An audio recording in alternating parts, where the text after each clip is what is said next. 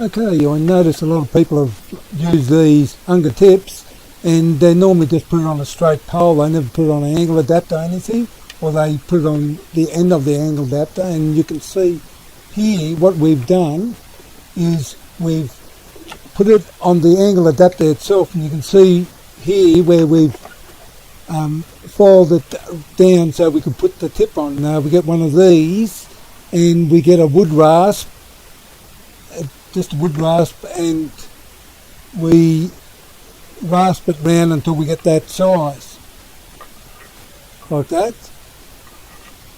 So all you have to do now is just put it on.